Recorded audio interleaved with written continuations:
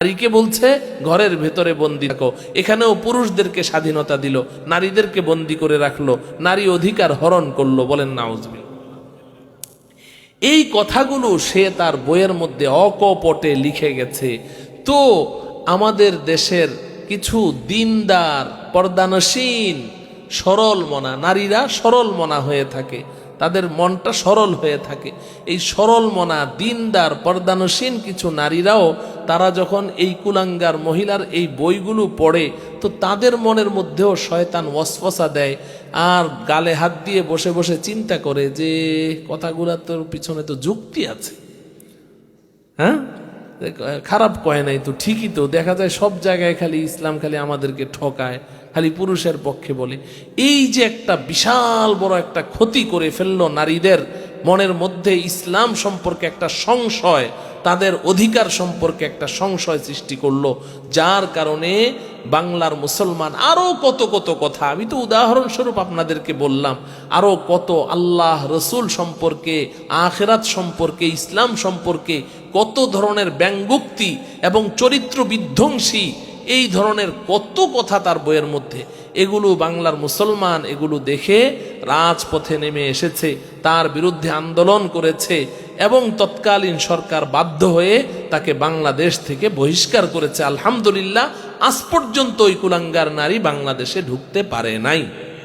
ইসলামের ইতিহাস পড়লে দেখা যায় এই বিগত 1450 বছর ইসলামের বয়স, নবীজি সাল্লাল্লাহু আলাইহি ওয়াসাল্লাম দুনিয়া ছেড়ে চলে গেছেন। এই 1450 বছরের ইতিহাসে প্রত্যেক যুগেই কিছু কুলাঙ্গার দুনিয়াতে এমন এসেছে যারা তাদের জীবনের মিশন, তাদের জীবনের টার্গেট বানিয়েছে ইসলামের সমালোচনা করা। এদের কাজই হচ্ছে, আর কোনো কাজ নেই, শুধু ইসলাম সম্পর্কে মিথ্যাচার, ইসলাম সম্পর্কে মিথ্যা অপবাদ, এবং ইসলাম সম্পর্কে মুসলমান, নিরীহ মুসলমানদের অন্তরে এবং অমুসলিমদের অন্তরে ভীতি সঞ্চার করা। এটা প্রত্যেক যুগেই ছিল, এই যুগেও আছে। আমাদের যুগে ইসলাম সম্পর্কে যে সমস্ত মিথ্যাচারগুলো ছড়ানো হচ্ছে এবং হয়েছে, যেগুলো আমরা দেখেছি, তার মধ্যে একটা ছিল যে ইসলাম জঙ্গিবাদের ধর্ম। জঙ্গিবাদ জঙ্গিবাদ এই শব্দটা বিগত 16 বছর আমরা শুনে এসেছি, তাই না? জঙ্গিবাদ, ইসলাম জঙ্গিবাদের ধর্ম। তো এটা এতদিন পর্যন্ত রাজনীতির তাদের একটা মন্ত্র ছিল, জঙ্গিবাদ জঙ্গিবাদ বলে গোটা বিশ্বে ইসলামের দুশ্মন ইহুদি খ্রিস্টানদের কাছে আস্থা অর্জন করা, যে বাংলাদেশে অমুক জায়গায় জঙ্গিবাদের উত্থান হচ্ছে, এই বাংলাদেশের এই জঙ্গিবাদকে দমন করতে হলে আমার মতো ফেরাউন ছাড়া দ্বিতীয় আর কেউ হবে না। এটা বহির্বিশ্বের কাছে আস্থা অর্জনের জন্য এই জঙ্গিবাদের এই স্লোগানটা গত 16 বছর তারা চালিয়েছে। কিন্তু এক পর্যায়ে এসে দেখা গেল তাদের ঘরের লোকেরাই এই কথা অকপটে স্বীকার করলো যে আসলে ইসলামের মধ্যে, মুসলমানদের মধ্যে, এমনকি ইসলাম এবং মুসলমানদেরকে ইসলামী দাওয়াতের যে মার্কাজ মাদ্রাসাগুলো, এগুলোতে জঙ্গিবাদ সৃষ্টি হয় না, জঙ্গিবাদ সৃষ্টি হয় হলো তাদের ঘরে। এটা তারা নিজেরাই স্বীকার করেছে। এরপরে ইসলাম সম্পর্কে যে মিথ্যাচারগুলো ছড়ানো হচ্ছে, তার মধ্যে একটা মিথ্যাচার এতদিন পর্যন্ত তারা ছড়িয়েছে যে ইসলাম নারী অধিকারকে সমর্থন করে না। নাউজুবিল্লাহ পড়েন। এমনকি এই বাংলাদেশের যে সমস্ত নাস্তিকগুলো, নতুন নতুন নাস্তিকগুলো সৃষ্টি হচ্ছে, এই নাস্তিকগুলো তারা নিজেদের মেধা, নিজেদের বুদ্ধি, নিজেদের শিক্ষা খাটিয়ে তারা কথা বলে না। তাদের এক গুরুজি আমাদের বাংলাদেশে ছিল, আল্লাহ পাকের মেহেরবানি যে ওই নষ্ট ভ্রষ্ট, ওই চরিত্রহীন লম্পট ওই তাসলিমা নাসরিন থেকে আল্লাহ বাংলাকে পবিত্র করেছেন। এই তাসলিমা নাসরিন ও যে সমস্ত কথাগুলো ইসলামের বিপক্ষে ছড়াতো, ওই কথাগুলোই ঘুরে ফিরে নব্য নাস্তিকগুলো বলে থাকে। ওই তাসলিমা নাসরিনেরই প্রেতাত্মা বলতে পারেন এগুলোকে। তো আমি যখন ছাত্র ছিলাম ওই সময় তার বই পড়েছি আমি। সে এই 1450 বছরের ইতিহাসে, এমনকি যখন কোরআন নাজেল হয় ওই সময় ইসলামের দুশ্মন সেই আইয়ামে জাহিলিয়াত বর্বর যুগের আবু জাহাল, আবু লাহাবরা, তারা পর্যন্ত যেই কোরআনের মধ্যে কোনো ভুল বের করতে পারেনি শত চেষ্টা করেও, কিন্তু এই আমাদের বাংলাদেশের মাশাআল্লাহ এই কুলাঙ্গার নারী, সে কোরআনের মধ্যে অনেক ভুল বের করে ফেলেছে।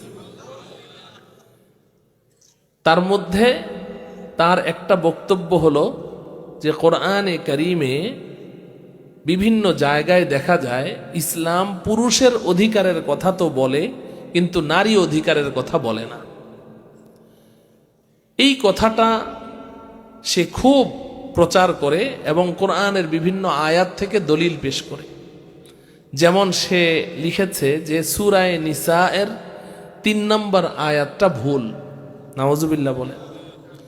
কেন?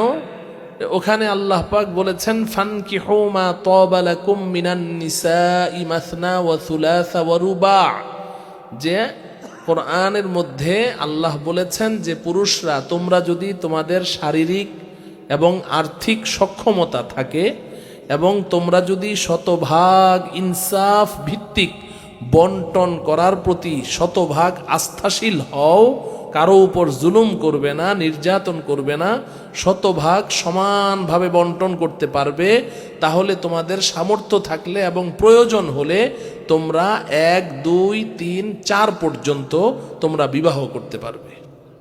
একজন পুরুষকে 4 জন পর্যন্ত সর্বোচ্চ স্ত্রী একসাথে ঘরে রাখার ইসলাম কি দেয়? অনুমতি দেয় কি দেয় না?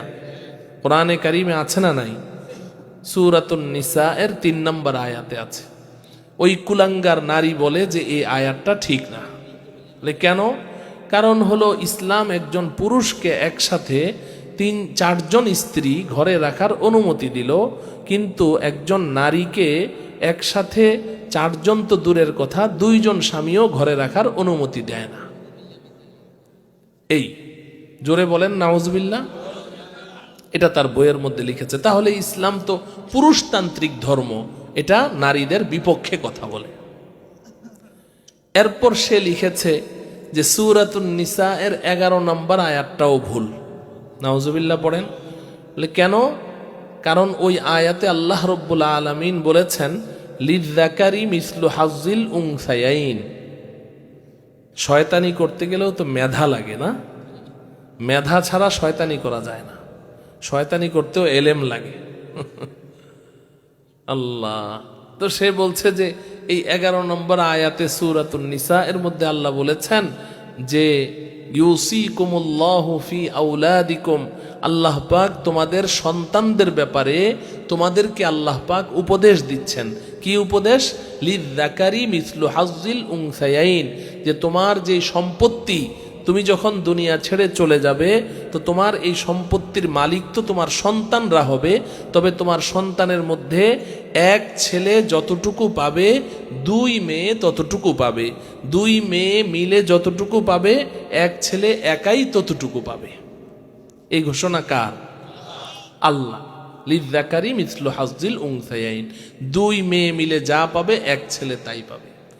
তো ওই কুলাঙ্গার নারী বলছে যে এখানেও দেখো ইসলাম পুরুষের পক্ষে কথা বলে, পুরুষকে নারীর দ্বিগুণ দিল, 2 বোনে মিলে যা পায় 1 ভাইয়ে তা পায়, তাহলে নারীর ডবল দিল পুরুষকে।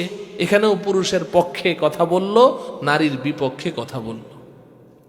এরপর ওই নারী লিখেছে সূরাতুল আহজাবের 33 নম্বর আয়াতটাও ভুল। বলে কেন? কারণ ওই আয়াতে আল্লাহ পাক বলছেন ওয়াকারনা ফি বুয়ুতিকুন্না ওয়ালা তাবাররাজনা তাবাররুজাল জাহিলিয়াতিল উলা। এই নারীরা, তোমরা তোমাদের বসবাসের ঘরের ভেতরে থাকো, ঘরের ভেতরে অবস্থান করো, জাহিলি যুগ বর্বর যুগের নারীদের মতো নিজের রূপ লাবণ্য প্রকাশ করে করে পথে ঘাটে ঘুরে বেড়িও না। তো ওই কুলাঙ্গার নারী বলে এই আয়াতটাও ঠিক না। বলে কেন? বলে এখানে ইসলাম পুরুষকে স্বাধীনতা দিল, যখন খুশি যেখানে খুশি যাও, রাত্রে 12টা নাই, 1টা নাই, 2টা নাই, যে কোনো সময় পুরুষ ঘরের বাইরে যাইতে চায়, অনুমতি আছে না নাই? নাকি পুরুষদের জন্য 12টা থেকে ভোর 5টা পর্যন্ত ঘরের বাইরে বের হওয়া নিষেধ? না, যে কোনো সময় যখন তখন যেখানে খুশি সেখানে যেতে পারবে পুরুষ। আর নারীকে বলছে ঘরের ভেতরে বন্দি থাকো। এখানেও পুরুষদেরকে স্বাধীনতা দিল, নারীদেরকে বন্দি করে রাখলো, নারী অধিকার হরণ করলো। বলেন নাউজুবিল্লাহ। এই কথাগুলো সে তার বইয়ের মধ্যে অকপটে লিখে গেছে। তো আমাদের দেশের কিছু দিনদার পর্দানসীন সরল মনা নারীরা সরল মনা হয়ে থাকে, তাদের মনটা সরল হয়ে থাকে। এই সরল মনা দিনদার পর্দানসীন কিছু নারীরাও তারা যখন এই কুলাঙ্গার মহিলার এই বইগুলো পড়ে, তো তাদের মনের মধ্যেও শয়তান ওয়াসওয়াসা দেয়, আর গালে হাত দিয়ে বসে বসে চিন্তা করে যে কথাগুলোর তোর পিছনে তো যুক্তি আছে। হ্যাঁ, খারাপ কয় নাই তো, ঠিকই তো। দেখা যায় সব জায়গায় খালি ইসলাম খালি আমাদেরকে ঠকায়, খালি পুরুষের পক্ষে বলে। এই যে একটা বিশাল বড় একটা ক্ষতি করে ফেললো নারীদের মনের মধ্যে, ইসলাম সম্পর্কে একটা সংশয়, তাদের অধিকার সম্পর্কে একটা সংশয় সৃষ্টি করলো, যার কারণে বাংলার মুসলমান আরো কত কত কথা, আমি তো উদাহরণস্বরূপ আপনাদেরকে বললাম, আরো কত আল্লাহ রসুল সম্পর্কে, আখিরাত সম্পর্কে, ইসলাম সম্পর্কে কত ধরনের ব্যঙ্গোক্তি এবং চরিত্র বিধ্বংসী এই ধরনের কত কথা তার বইয়ের মধ্যে।